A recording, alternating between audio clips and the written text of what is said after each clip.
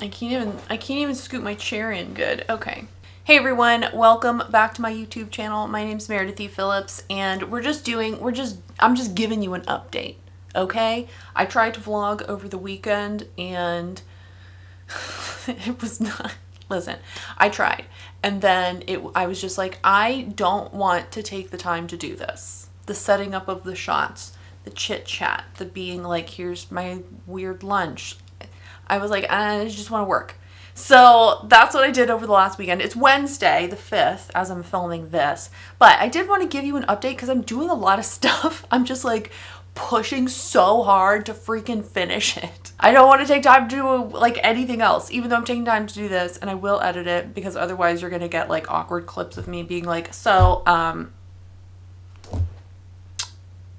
yeah, and then yeah, so we'll cut all that out. So I last left you off with the exciting conclusion to the Smooch Pit program. I have received some full requests from agents. I really want to finish this so I can get it to them and then actually start querying, like for real. So I'm at the stage where I'm going through and I'm really doing some like last nitpicky line editing stuff. And there were two pieces of this, two different types of final bits of line editing that I wanted to do. I don't know if this first one isn't really line editing. I don't know what to call it, but I wanted to do a pass of the manuscript where I was focused on character interiority. This is something, a comment that I've gotten now from, I think 2.5 people. Anyway, more than one person has commented, I feel like I needed more interiority, like overall. And so I was like, great, I will go in and do my best to address that. So this is something this is definitely a challenge for me. And so I wanted to first, before I attempted to like go in and add more stuff, I didn't want to just be like adding stuff. I wanted to be very purposeful with what I was adding. And so I found two resources. One I already knew about, and then the other one was from a Google search I did. And I wanted to share those with you. The first one, I'm sure you've seen this before, but it's The Emotional Craft of Fiction by Donald Moss. This guy, he's awesome. This whole book is fantastic. If you've never read it, highly recommend it. As you can see, I've tabbed a bunch of stuff in it. It's very easy to read. I think it's a great... I think this is a great book if you are at the stage okay, I told you it's going to be messy video, but that's fine. I think this book is great for any writer at any stage in their journey, whether you're just beginning or you've been writing for like 2 decades, whatever.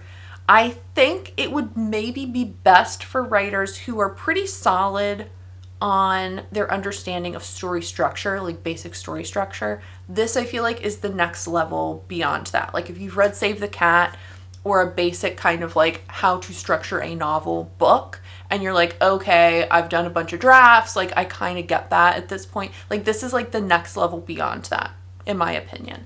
So anyway, highly recommend the whole thing, but one of the pieces of this that stood out to me the most when I first read it is right toward the beginning of the book. This is on page 22.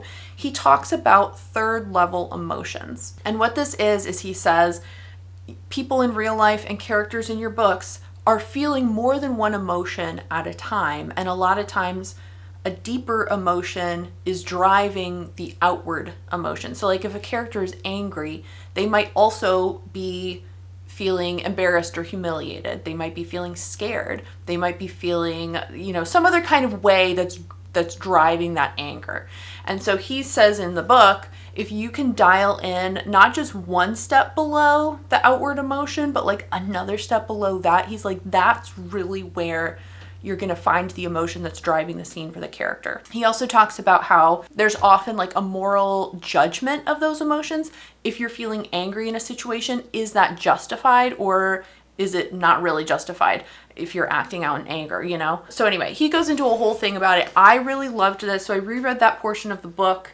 And I've had this out on my desk as I've been going through this interiority pass to really try to dial down to like, what is this character feeling in this moment? What multiple things are they feeling? Why are they feeling it? And how can I show that in their, thoughts or their actions or whatever. So that was one resource that I used. The other resource came from a blog post, article, thing online.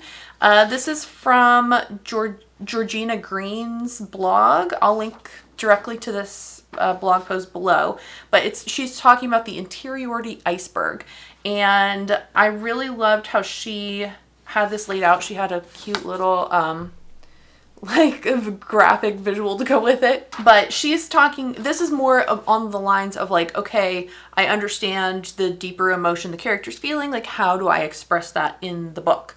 You know, you could just say he was angry, but like typically we don't want to just like tell the emotion. We want to show it in some deeper way. And so she's talking about all the different ways that you can relate how the character is feeling without just directly saying it. So anyway, I found this super helpful also.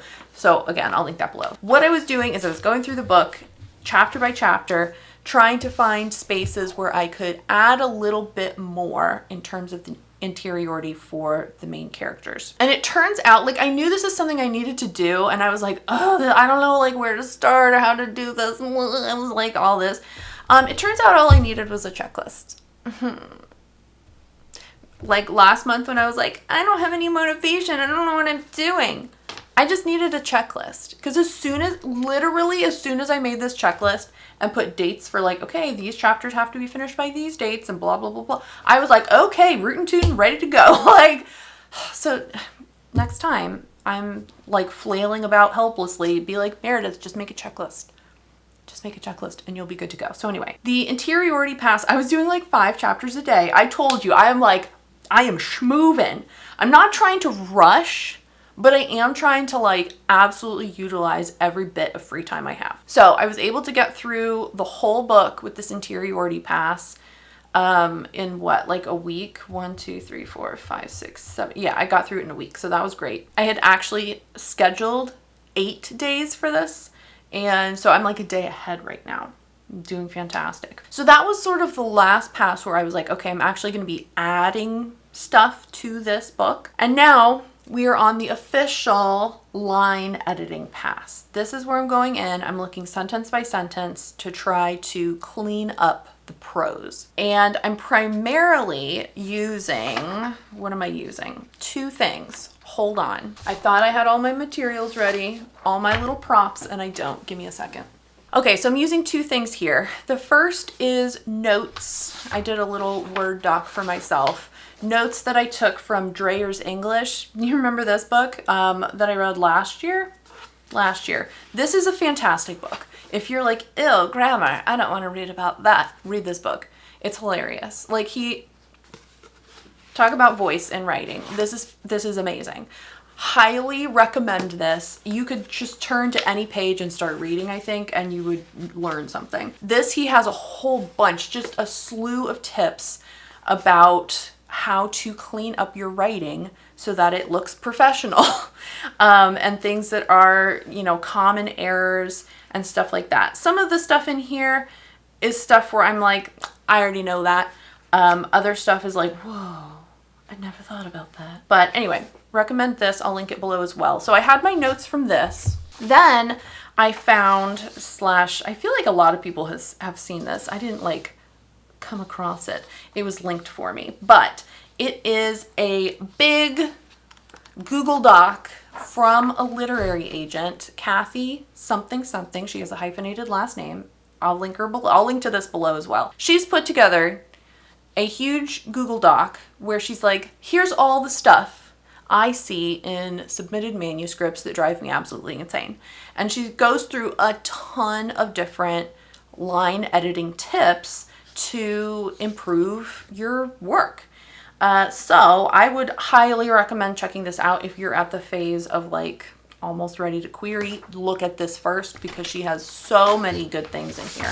Some of this is stuff that you've almost certainly seen before, like filter words to look for, or what else?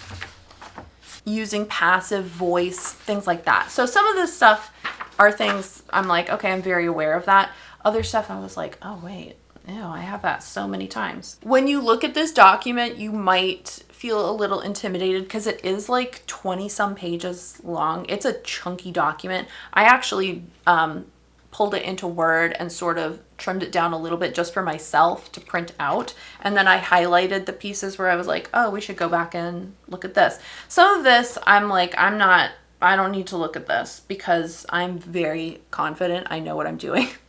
Like, she has a whole section on punctuating dialogue correctly. I know how to punctuate dialogue. If there's incorrectly punctuated dialogue in this manuscript, it's a typo. Because I know what I'm doing when it comes to punctuating dialogue. But she has other stuff in here. There was another thing. Okay, I'm going to share this because this, like, I was like, oh, wait.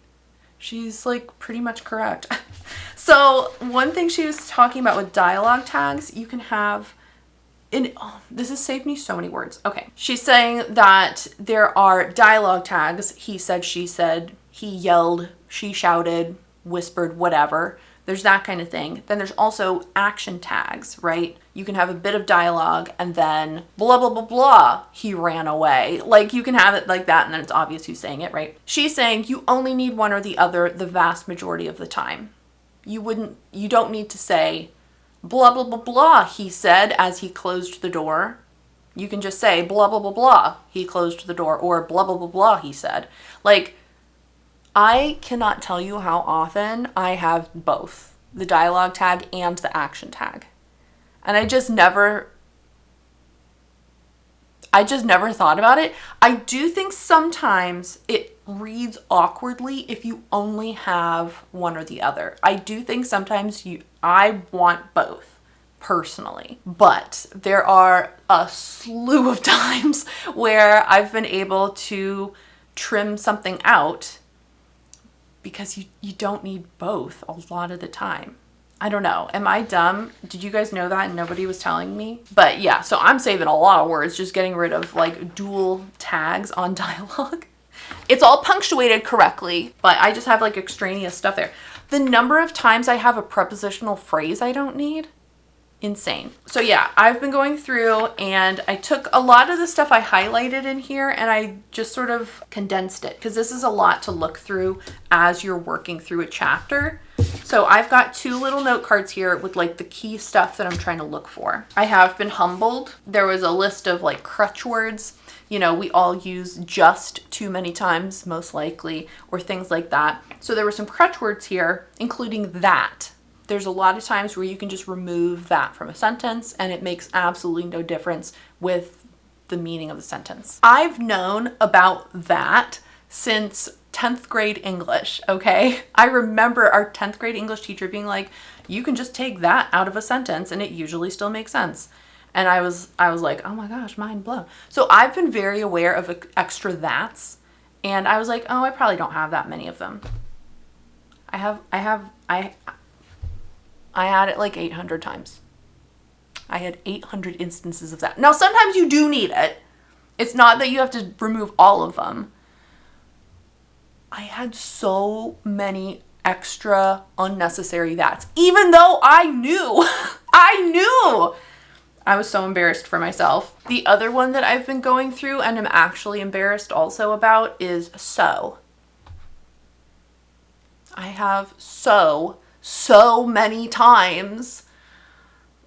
Anyway, so I'm looking for that kind of thing too. Other big things I'm looking for on this final line editing pass are ly adverbs.